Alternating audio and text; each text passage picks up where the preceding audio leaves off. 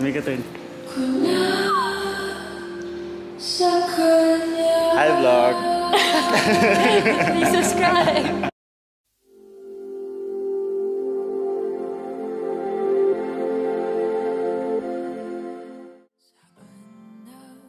Paubaya was written during quarantine, and Jason and I were in the States for 5 months. Naabutan kami ng lockdown doon. I knew I wanted to close the Patawad era a certain way, but I just couldn't figure it out. And then Jason comes up to me and shows me, "Babe, I have a chord pattern." So I listened to it, and then I said, da da da da da da da da da da. Da da da da da da da da da. Jason started tearing up, and then he said, "Okay, be right back." Goes up hours later, gives me a poem, and then we made a story, and that's how Paubaya happened. A month later, umuwi na kami ng Manila, and we chose around 10 to 15 fans, and we told them we have a new song, and it's the closer of the whole album, but we have no title for it yet. So it was actually one of the fans that named Paubaya, and that's how Paubaya came to be. So Jason had this idea of having a wedding scene, of having vows be said and not kept. And then I stepped in and said, but what if instead of saying wedding vows, they say their parting vows? So that was the initial idea. And then that's when we called Direct Nick and Direct Dan.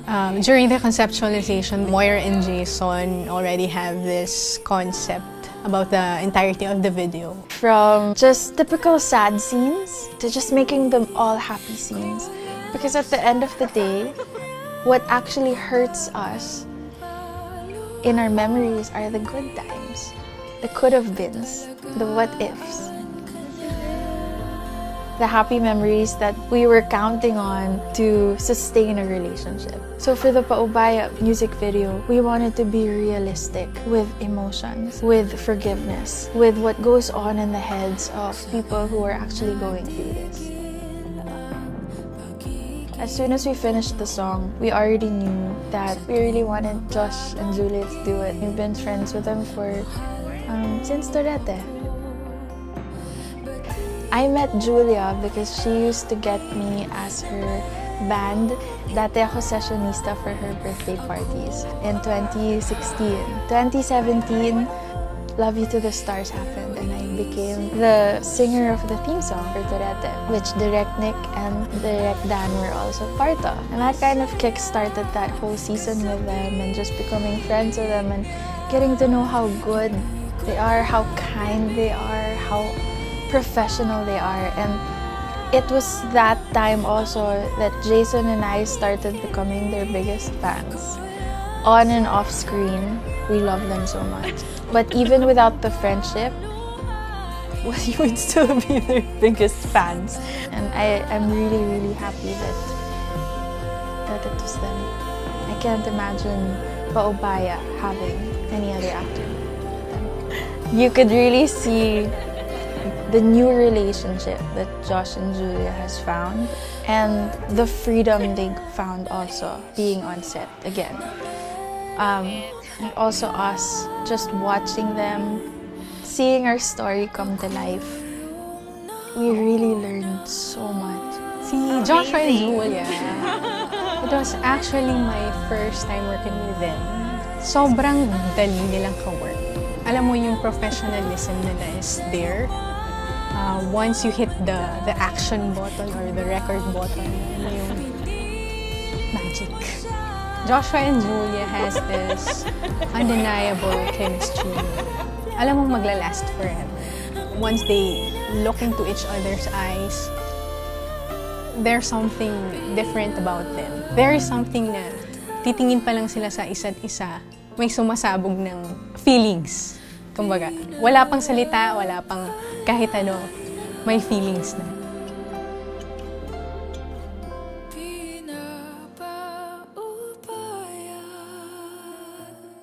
Oh, the team was so great. Everyone was so game. Everyone on set respected each other's brains, how their minds worked. Everyone was constantly amazed with what each artist on set had to bring. Artists including our director, our DOP, Jason, me, Josh and Julia.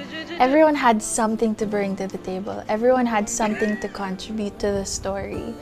And it was so light. One of the many things that really amazed me was the humility of Direct Nick Ablao. Usually, pag naisip mo na boss to, hindi mo siya mabibigyan ng suggestions eh. With Direct Nick, she's not just open to your suggestions, she welcomes it.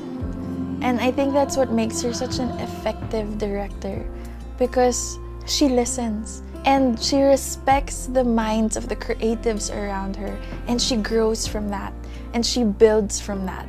And that's why I really believe my storytelling was even more effective, because I had such an effective director to back me up. The set was just a group of people celebrating each other, respecting each other, and telling a story together. We had two main emotions on set. When Direct Nick says action, all of us were crying. When she says cut, all of us were laughing.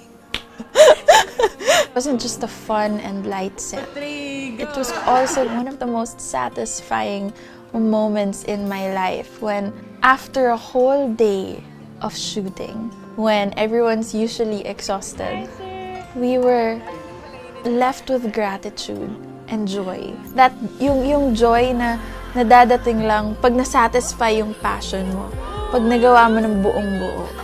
We were all just so grateful for each other. Yung experience namin sa set, kabalingtaran siya nung na-experience ng tao while they're watching the video. There was never a dull moment, actually. Parang laging nagtatawanan, ganon, after each take. May learning kami from each other. We learned from Direk, we learned from Moy, we learned from Josh and Julia. Everyone was just taking it all in sa set. Actually, Josh, Julia, Jason, and I, we had been meeting a lot before the actual shoot. And we all talked about what we wanted to say. What Jason and I had initially, because we wanted to make it, you know, from wedding vows to parting vows, is to put the lines of the songs all throughout the Patawad album that promises freedom and total forgiveness. So, like a line in Patawad Paalam, at ang huling pangakong maibibigay ay sa ating dalawa ay wala nang sisihan. Line from Handa Awit by Brian V, which is the first track of my album. Handa na akong muling sumugal. Handa na akong muling magmahal.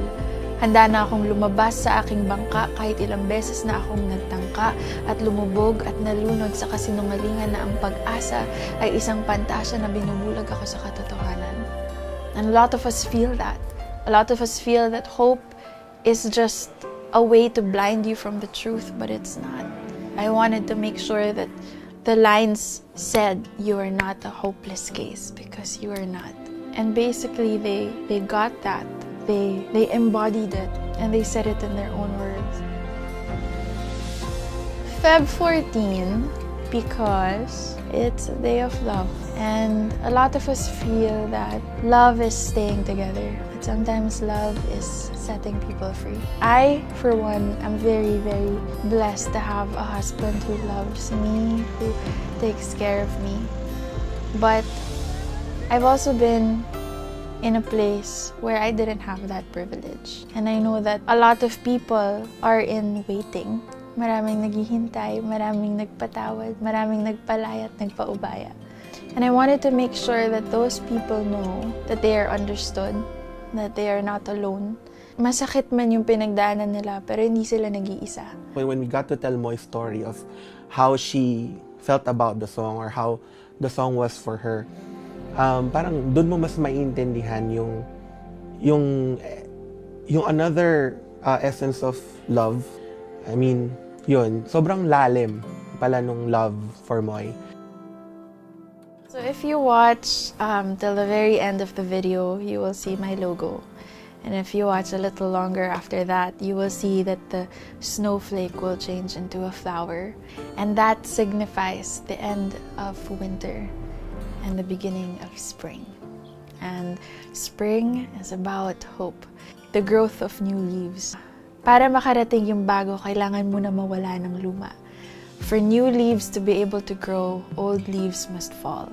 That's what the Malaya album, which is season 1, is all about. Winter is Patawad album.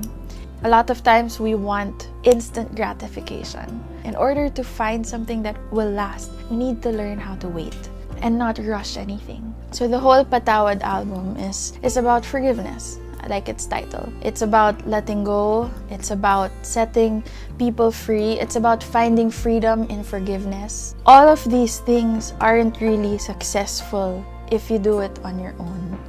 That's why you have to leave it to God and surrender it to God, because only He can make the broken things beautiful again. Isn't it such a great thing that what used to bring you pain, when you share it to other people, it now brings them freedom? What used to hurt you, what used to take away your hope, is now bringing hope to people. Karamihan sa atin, kapag hindi nagkatuluyan yung dalawang tao, iniisip natin, that is the definition of a failed relationship.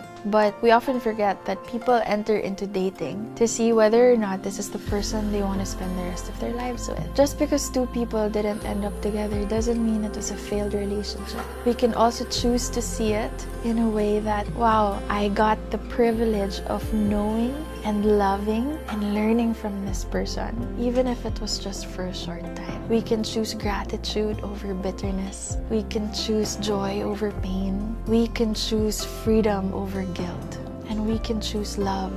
And we can choose forgiveness. And just because you're not going to continue that in the seasons to come doesn't mean it was a failed one. From here on, I will choose to remember the good times, because you are still worth that. It was so freeing for all of us, and I'm so grateful that I got to work with Direct Nick and Kuya Dan and Josh and Julia. Jason and I are so grateful. My band was also there, and the team behind the scenes. We couldn't have done it without them. So on behalf of my entire team, maraming salamat po sa inyong lahat for making Paubaya the breakthrough that it is. Maraming salamat sa pagtanggap sa mensaheng pagpapatawad, pagpapalaya, at pagpapaubaya. Thanks, guys! Thank you so much! Amazing job!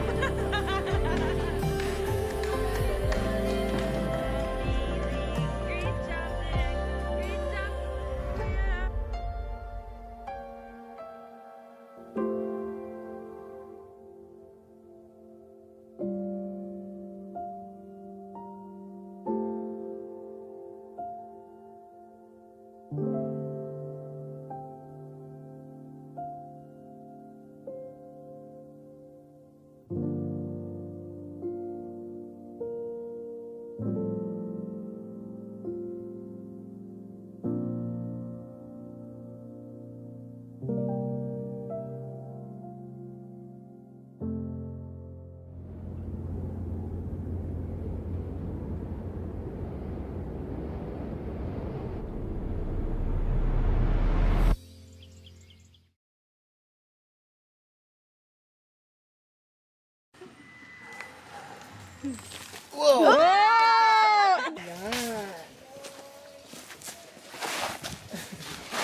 Hi.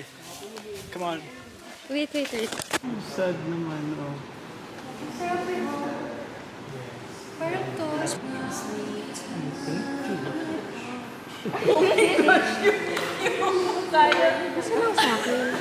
Andun ate.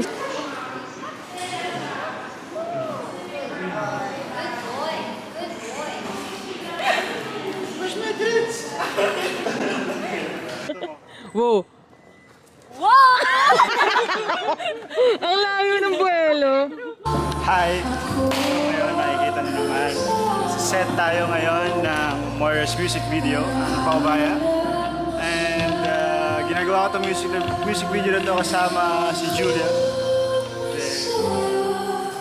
And please like and subscribe and hit the notification bell button down below. And See you for the don't next forget to comment. Yes! Wow, galing!